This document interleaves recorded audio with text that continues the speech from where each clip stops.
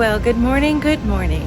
It's the top of the day of a lovely, drizzly Sunday in Boston. And I've done several tour buses and things since I've been here, but today I decided I'm just gonna go for a walk and just kind of see what I see along the way on my own time. When you're doing tours, you're somewhat on someone else's schedule. So today I'm just gonna walk through. I've kind of gotten a lay of the land a little bit, and I'm just gonna go through and see what I see. So I invite you to come along. So right now I'm actually walking down State Street in downtown Boston. And there's a building up ahead on the left. Sounds like some businesses are starting to open for the day. There's a building up ahead on the left that has quite the historical significance. So I can't wait to get closer and take a look. So when you're walking through downtown Boston, you will be walking along what is called the Freedom Trail. And there's about 16 different markers of places of historical significance during the American Revolution, or at least the start of it, when we were fighting for our freedom from England, fighting against taxation without representation. The spot I'm standing on right now was one of the more somber reminders of that time. Let me turn the camera around and show you. So right now I am standing in front of the Boston Massacre site, or the memorial. The actual massacre happened just in the intersection, and they don't want people standing in the middle of the road, so I'll show you that. But right now I just want to show you the memorial here. It is a ring of cobblestones that commemorates the Boston Massacre. On March 5th, 1770, 5 men were killed in a bloody clash between colonists and redcoats. That evening, Private Hugh White stood outside the Boston Custom House when he engaged in an argument between Captain Lieutenant John Goldfinch and Edward Garrick, resulting in White leaving his post and hitting Garrick, a 19-year-old bookseller, on the side of his head with a musket. As the night continued, 50 Bostonians, led by Crispus Attucks, I hope I'm saying that right, crowded White, throwing objects at him. As the crowd grew more violent, shots were fired, resulting in the death of 5 civilians, including Attucks, the first African American to die for the patriotic cause. In the weeks that followed, 8 soldiers and 4 civilians were indicted for murder. Interestingly enough, John Adams and Josiah Quincy, loyal to justice as well as the patriotic cause, defended the British soldiers. All but 2 were acquitted. The guilty had their thumbs branded and were then set free. Tourists and Bostonians are able to witness a reenactment hosted by the Bostonian Society every year on the anniversary of the Boston Massacre. So this is that memorial to that day, that Boston Massacre, where 5 men lost their lives in that clash. And you can see that it reads, Site of the Boston Massacre. And then it has a date over here. You can turn around to see it. March 5th, 1770. I can't tell you what it feels like to be standing here where this kind of history took place. I would not consider myself a history buff by any means, but there are just certain things that you just have to take a moment to soak in, to let soak in. 5 people. Those people back then were so brave to fight for our freedom long before smartphones and Netflix and Instagram and the easy life we have now. So this is very somber, a very sobering experience to be here. Now let me show you the intersection where the clash actually occurred. It's just a few steps away. So here is the marker. If I just pan my camera to the right, there's the intersection. Right there in the middle of the street, that is where the battle took place. But obviously, they don't want people standing in the middle of the street trying to take photos of a marker. So they put it right here, just a few feet away. Smart thinking. The rain has started. So right next to the Boston Massacre Memorial is the old State House. A lot of important meetings were held here during the planning of the revolution. So I'll turn the camera around and give you a look. Built in 1713, the Old State House is Boston's oldest surviving public building. It has survived the American Revolution, the Boston Massacre, and the Great Boston Fire. It was originally the center of political and commercial life, housing the Merchants Exchange on the ground floor and government offices on the upper floor. The Boston Massacre occurred right outside its very walls. That balcony that you see, it was on that very balcony that Lieutenant Governor Thomas Hutchinson ordered the people to return to their homes after the massacre. From 1776 to 1798, it served as the Massachusetts State House, playing a central role in the story of rebellion. From James Otis's 1761 speech against the writs of assistance to the massacre in 1770, and finally, to the very first public reading of the Declaration of Independence from that very balcony in 1776. In the 1800s, the building served as both the City Hall and the post office, and like many other old buildings, faced the threat of demolition. In 1881, the Bostonian Society transformed it into the building you see today as a museum. Now, in front of the old State House is that balcony I had mentioned, but when we come around the side, we get a look at the building, well, from the side. I guess that's a little redundant, but we get a look at a more of the building is basically what I was trying to say, which includes this beautiful piece up on top with the gold. So that is a little bit more of the old State House for you. This is one of the many Freedom Trail markers that you will find as you are walking through Boston and you are walking along the Freedom Trail. Lets you know where you are. I have to admit, this is kind of a new experience walking through a town in the rain with my trusty umbrella. But you only have so much time when you're in a place and you can't. What am I going to do? Just sit in the hotel room because it's raining? So, I'm going to get out and see what I can do. This next building is going to be Faneuil Hall. I think it's pronounced Faneuil Hall or Faneuil Hall. This was the first town hall meeting that was built, and that's where the original meetings were held back in the colonial times. Let's see if I can get a closer look. I have a crowd of people approaching. I also have to be careful because these old red brick pavers, these ones don't look so old, but they can be very slippery when wet. These look older. These look like they may be from colonial times. Right here they have a little map posted of the entire Freedom Trail. So if you get out here and you're not sure where to go, this will show you the whole trail. The whole thing is about maybe 2.5 miles, 3 miles. I don't plan to walk the whole thing today. Just gonna do what I can do in the time I have left. All right, that building in the background is Faneuil Hall. However, it is the back of the building. So we'll go around and take a look at the front. It has a beautiful weather vane on top. But right now I'm pausing right here to show you all the statue of Samuel Adams, which is erected. The man Samuel Adams, Boston, baby, we're proud of him. Yeah, there's Samuel Adams, born 1722, died 1808. A patriot. He organized the revolution and he signed the Declaration of Independence. One of the ones. What was that? He's one of the ones. I took a picture in 2001 when the Patriots won the Super Bowl. Me and my kids were out here doing like this. I watched Super Bowl. I still got the pictures. They are awesome. Oh, that's this beautiful. Is a long time coming.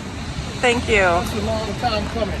In front of Faneuil Hall. You can't go wrong with that. I tell you, Boston is a good city. It is. Thank you. And here is a plaque commemorating Samuel Adams Park, restored for the benefit of all citizens and visitors to the city of Boston. Now this is Faneuil Hall. This was the location of the first town hall.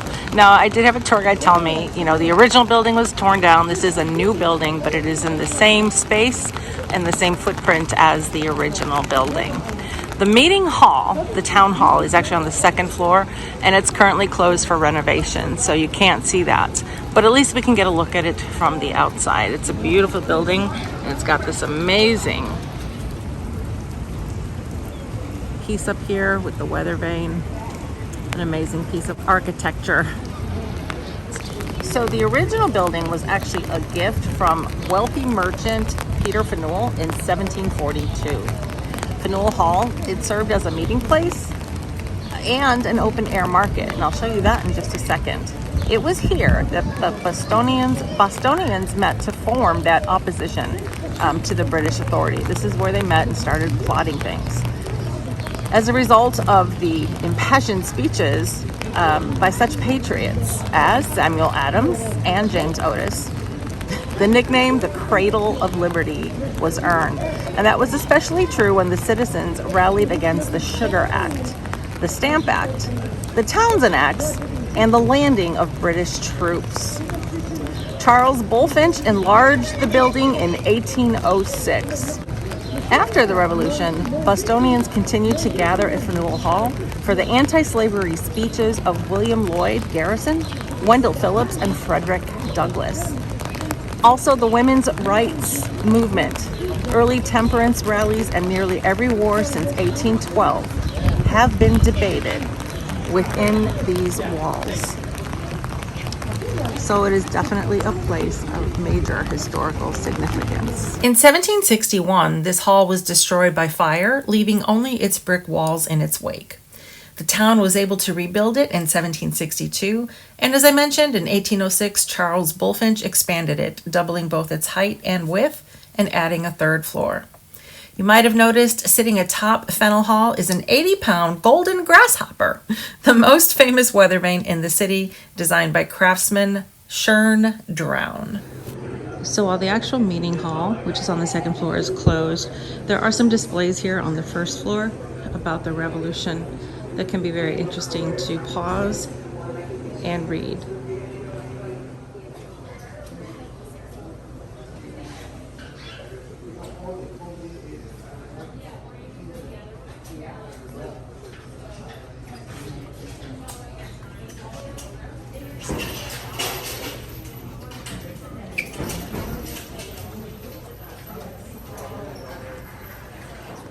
This area right here is showing you some of the Freedom Trail sites in downtown Boston, including Boston Commons, the State House, Faneuil Hall that we're standing in, Park Street Church, the old State House, the Boston Massacre marker, Granary Burial Ground, the Old South Meeting House again, and King's Chapel and Burial Ground, which I'm hoping to get to.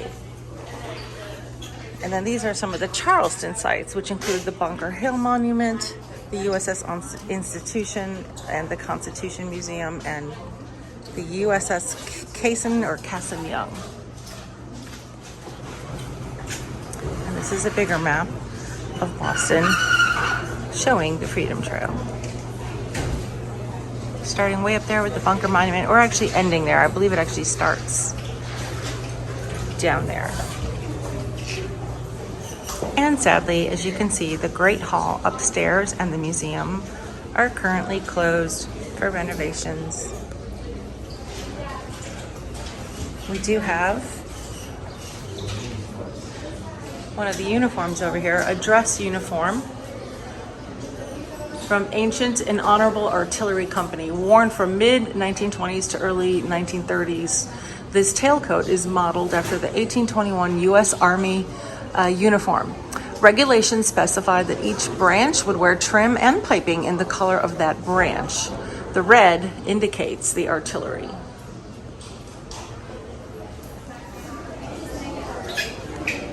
Over here you can read a little bit about its history from 1742 to present.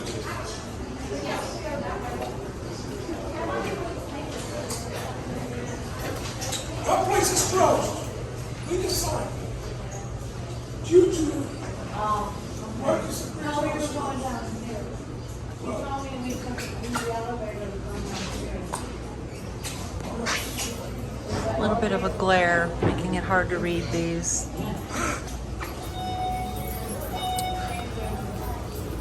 Charles Bulfinch doubled the width of Faneuil Hall and increased the height of the building in 1805. These changes created a gallery in the Great Hall and a large assembly and training hall for the local militias on the top floor. Amid the changes, he kept many elements of the original building. And I'm guessing this is the original building right here.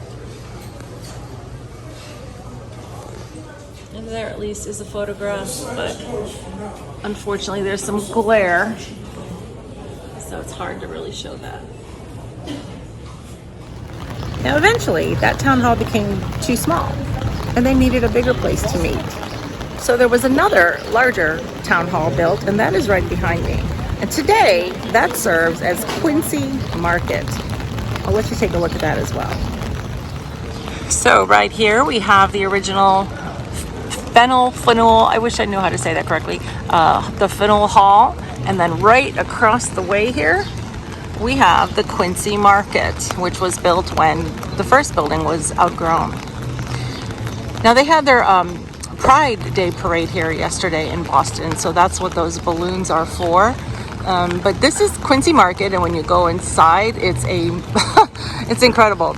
It's a massive food hall. If you go down that middle door and you just walk in, the food court that would put shopping mall food courts to shame.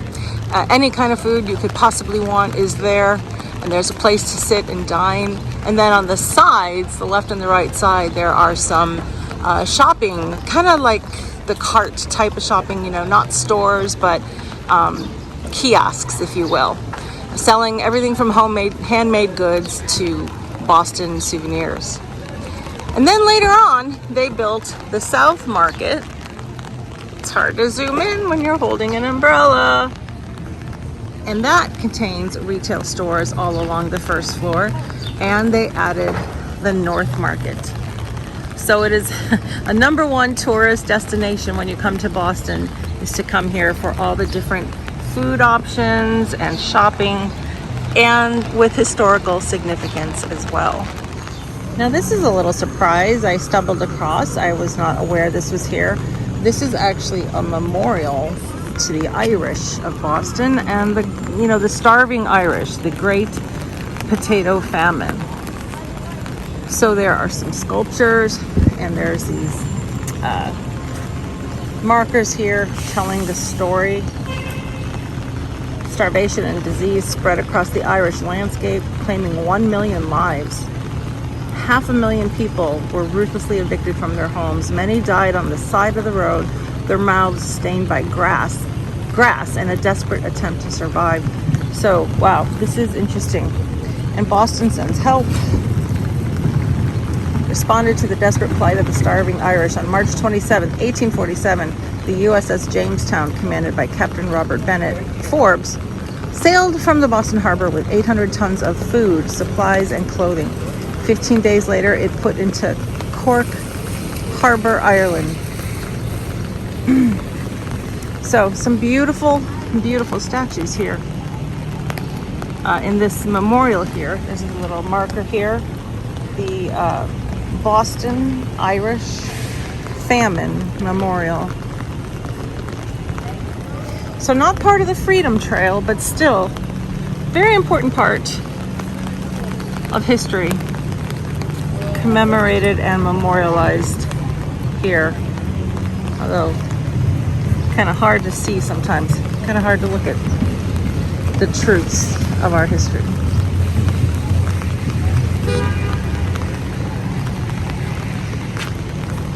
There is one more building of historical significance along the Freedom Trail. I walked right by it on this day, planning to get back to it, but then the skies opened up and I never did. That Chipotle that you see behind the Irish monument, that is known as the Old Corner Bookstore. The site was formerly the home of Anne Hutchinson, a controversial religious figure, until she was expelled from Massachusetts in 1638 for heresy. However, the Old Corner Bookstore is the oldest commercial building in Boston. It was constructed in 1718. It first became a bookstore in 1828 when Timothy Harrington Carter leased the space. From 1832 to 1865, this is pretty interesting, it served as the space for publishing giants Ticknor and Fields, transforming the bookstore into a meeting place for some famous American literature authors, such as Charles Dickens, Nathaniel Hawthorne, Tennyson, Emerson, Longfellow, Oliver Wendell Holmes, Elizabeth Barrett Browning, and Julia Ward Howe, among others. The Atlantic Monthly, a Boston institution, was originally published here as well. Among the many published works that were produced in this building, now occupied by Chipotle, was Hawthorne's The Scarlet Letter and Longfellow's Midnight Run of Paul Revere. How about that? In 1960, the building was considered to be demolished to construct a parking garage. Luckily, the historic building was saved by Historic Boston, and today, the building continues as a place of commerce. So right in front of me is the old City Hall in Boston, and I'm finding this interesting. Everywhere you walk around Boston, you come across a walking tour. And if you just kind of linger nearby, you can listen to the walking tour guide and pick up a thing or two. So right now he's talking about how the Democratic Party chose the donkey as their symbol. There's a donkey, a statue of a donkey over there. But this is Old City Hall. It's pretty lovely. So right now I am standing in front of the Ben Franklin statue. This is here to commemorate the first public school in Boston. The first public school in U.S. Boston was a Latin school in 1635. And among the school's alumni are Ben Franklin, John Hancock, Samuel Adams, Charles Bulfinch, and Ralph Waldo Emerson. Apparently, I read the school does continue to operate today, but it's at a different location. Admission is by competitive exam. 4 years of Latin are required, and girls were admitted in 1972. Richard Greenborough's statue of Ben Franklin, which we are looking at right now, was erected in 1856, and it prominently stands in front of what is now the Old City Hall. I read, if you look closely at the sculpture of Franklin's face, the sculptor said that he found the left side of the great man's face philosophical and reflective, and the right side funny and smiling. So we're going to see if we can't zoom in and take a look at that. So the Boston Latin School, it was founded in 1635, which makes it not only the oldest public school in America, but also the oldest existing school in the United States.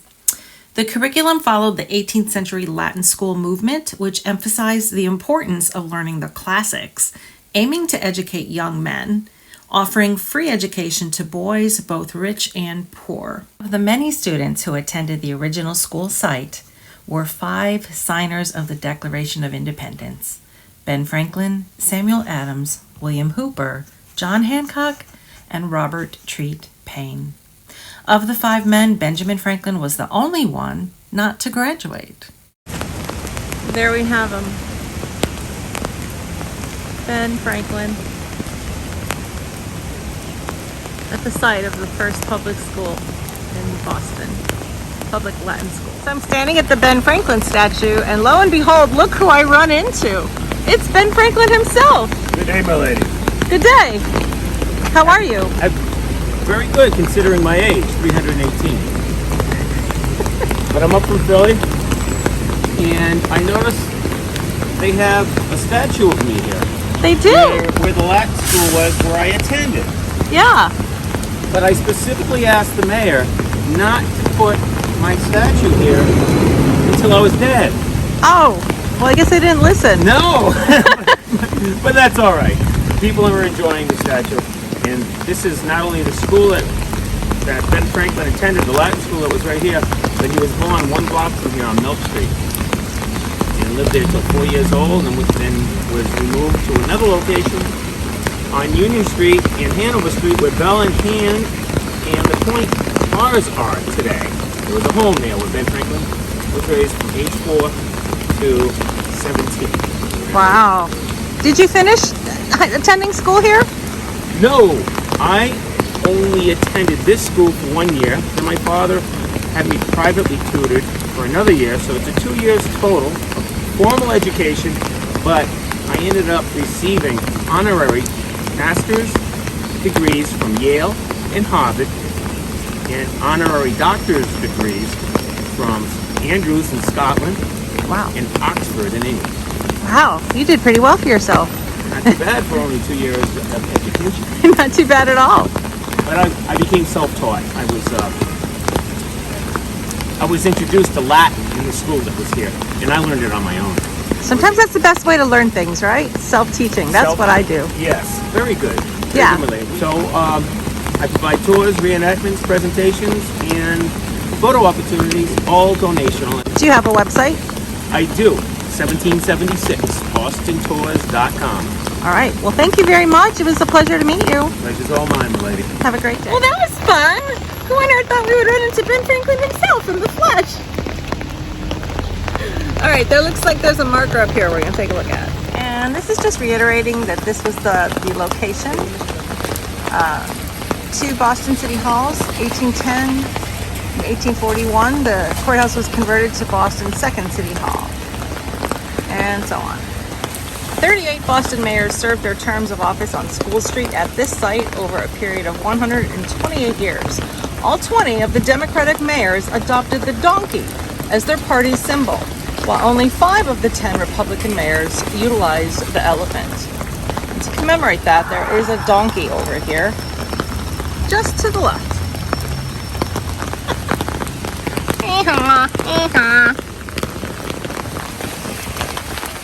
Another plaque talking about the Democratic donkey and the Republican elephant. This is cool. Stand in opposition. So I read that there was a mosaic of some kind in the sidewalk commemorating the first Latin school, and I stumbled upon it. This would be it. School Street, Boston site of the oldest public school in the United States, founded in 1635, Latin school. So it's pretty big, actually. So it does commemorate this as the site of that school. All right, now this doesn't really have anything to do with the Freedom Trail, but I learned this on one of the tours. This is the Omni Parker House Hotel here in Boston, obviously. And at one time it was just called the Parker House. And I'm just pointing it out because this is where John F. Kennedy proposed to Jackie, right inside that building. Of course, it was probably, who knows what it looked like back then. A little simpler, but now it has the Omni Parker House marquee. And on a more sad note, this is also where John Wilkes Booth stayed shortly before he assassinated President Lincoln. So this is a very large hotel. It actually takes up an entire city block here, as you can see. So I just thought I'd mention that interesting historic tidbit as I walk by. I have just turned onto Beacon Street, and this is where you can see some amazing, traditional Boston architecture. I can't say that word today. Good heavens. The brownstones that, Boston is famous for. Beacon Street is where it's at. So we're gonna keep walking. I am just loving the architecture. I think I finally said it right. The Athenaeum over there. This is what Boston looks like in my head.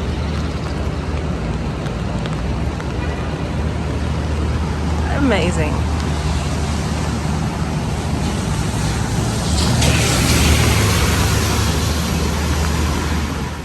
So here on Beacon Street, I have come across this statue of Mary Dyer, and it says that she was a witness for religious freedom.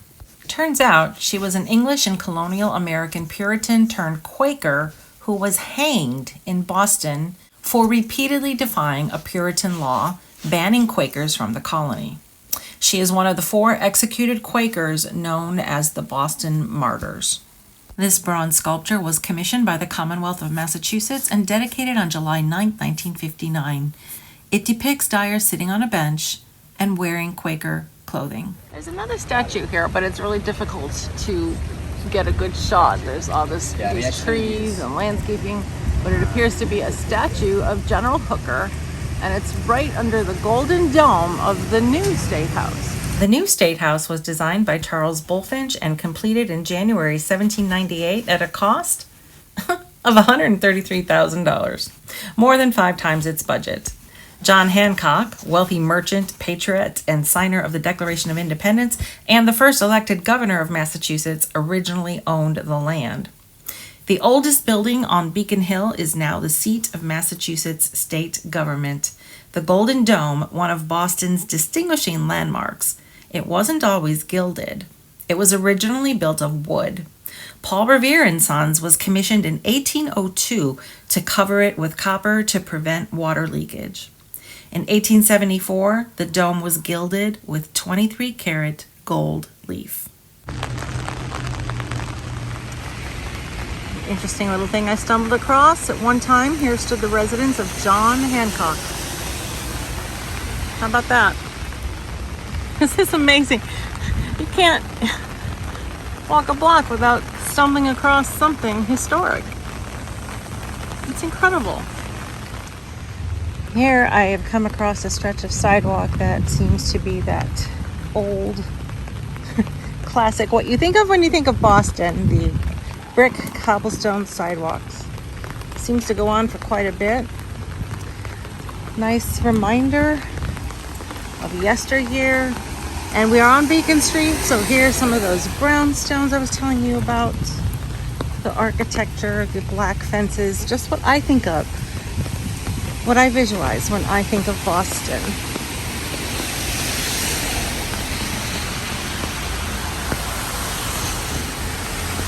I love it. There's not a lot of people out today because of the rain, I guess. The other couple days I've been in this area, it has been a zoo. That's the Boston Commons over there. Keep walking. With the weather worsening, I ran out of time and could not go inside the Boston Commons. However, it is America's oldest public park, purchased from William Blackstone in 1635 to be used as common grazing land for the feeding of cattle. The British militia used it as a training field. The Common has also been the site of hangings, duels, public celebrations, and spirited oratory. Today it continues to host public celebrations, concerts, ice skating, Shakespearean plays, holiday festivals, sports activities, and public rallies. And yet another historic marker. On this site stood the home of John Singleton Copley, distinguished historical and portrait painter, born 1737, died in London 1815. So I'm thinking Copley Square is named after him.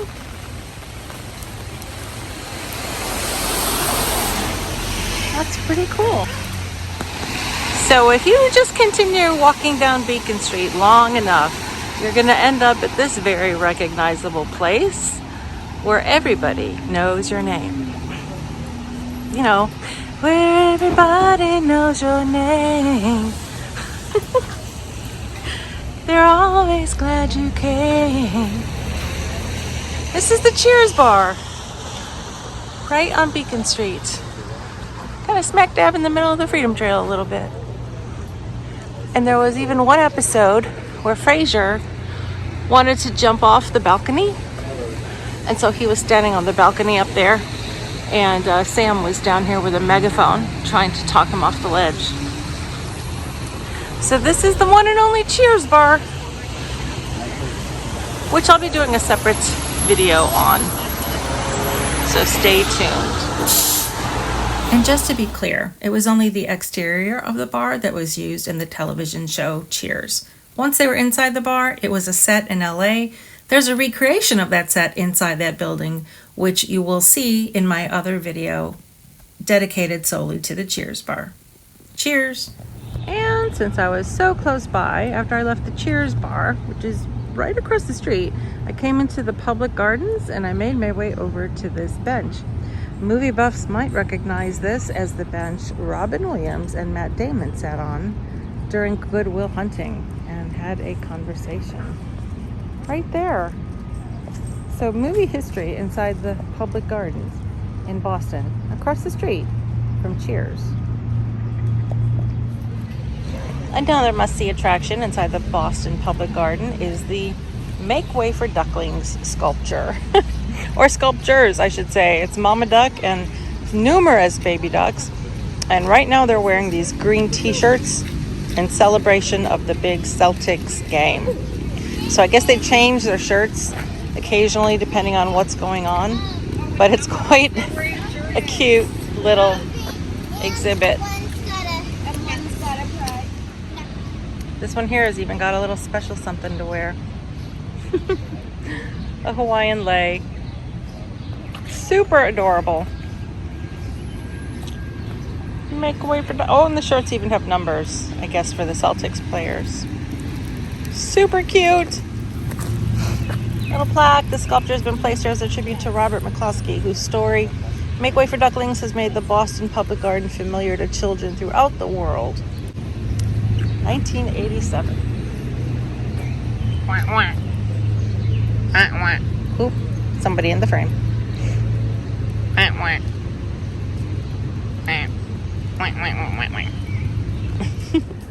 Now this is Charles Street.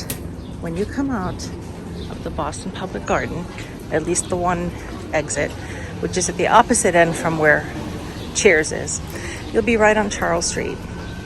And if you just keep walking straight, you can come and take a stroll on this historic street. It's full of restaurants and all kinds of shops, and antique shops too, I am told. And it just has that classic Boston look. Well, it is Boston, so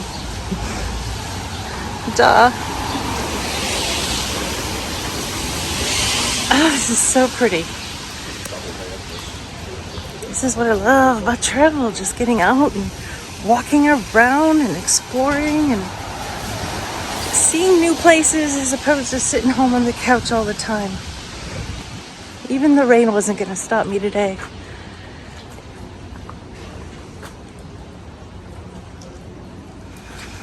So that's Charles Street. I'm going to head this way on Mount Vernon.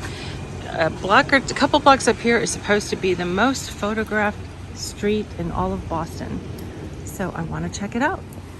Well, I think I am nearing the most photographed street because there's a crowd of people over there. But after I went up that one street, I had to make a right turn on Central. And now I'm making my way down to Acorn Street, which is said to be the most photographed street.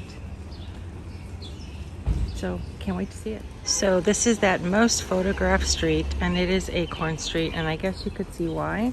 It still has like the old cobblestone from days of old, and I mean the architecture is amazing. And it's interesting, there's a sign that says private way, no trespassing, yet you could see lots of tourists are just helping themselves to walking up there and taking their photos. So I'm gonna have to patiently wait to be able to get my own photo without people in it. But this is the beautiful Acorn Street. I could see why it's so popular. One place along the Freedom Trail that I did not get to visit is the USS Constitution. However, later on this day, after the weather cleared up, I did go for a sunset cruise into the Boston Harbor, where I got an up-close and personal look at the USS Constitution. She's that black and white boat. Oh, she just disappeared. She's on the left side of the frame, and you'll see her again in a minute. Launched in Boston in 1797, the USS Constitution is the oldest commissioned warship afloat in the world. There she is. You can see her right there in between those two white boats. She is also known as Old Ironsides, a nickname she earned during the War of 1812 when British cannonballs appeared to bounce off her hull. That's because her sides are made of iron. The wooden-hulled, three-masted, heavy frigate was one of the original 6 frigates authorized by the Naval Act of 1794. The USS Constitution was used during the War of 1812 against the United Kingdom, defeating numerous warships. Every night, they fire off a cannon in remembrance of her service. I'll stop talking so you can enjoy the show.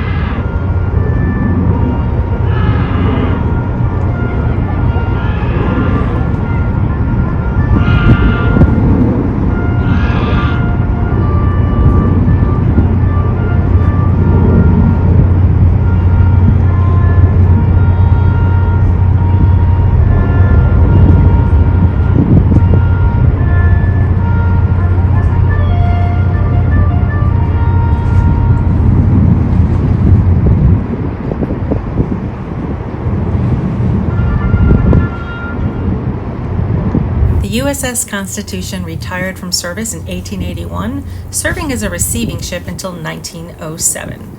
Today she is manned by an active duty U.S. Navy crew and docked in the former Charleston Navy Yard, where she is open to visitors and where they put on that daily display. Well, this started out as a day of exploration, not sure what I would find ahead of me, but I was there for it, rain or shine. What you see before you is yet another surprise I encountered. As I walked back to my hotel after the boat ride through the Boston Harbor, I passed by this fountain. I really wasn't sure what it was, so I looked it up afterwards, but at the time I just sort of sat there and took it in and enjoyed it. I enjoyed the colors, I enjoyed the fountain, the lights, and I enjoyed seeing all these kids having such a great time on a warm spring night. So, turns out this is the Rings Fountain, and it's one of the most popular features on the Greenway in downtown Boston there. It is actually hailed as the most unconditionally happy spot in all of Boston and one of the most effortlessly diverse places in the city, according to the Boston Globe. And I can kind of see why. The Rings Fountain is located right in the heart of the park, near the New England Aquarium, near Faneuil Hall, and of course near the waterfront where you get on all the boats. There's actually 64 nozzles that shoot up in the air and create circles of vertical water.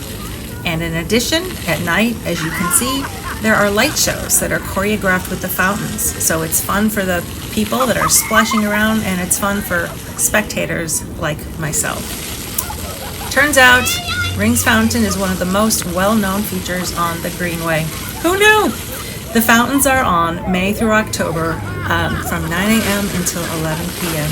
daily, and they are shut down at Columbus Day. I hope you enjoyed that fun and colorful little surprise on my day in Boston.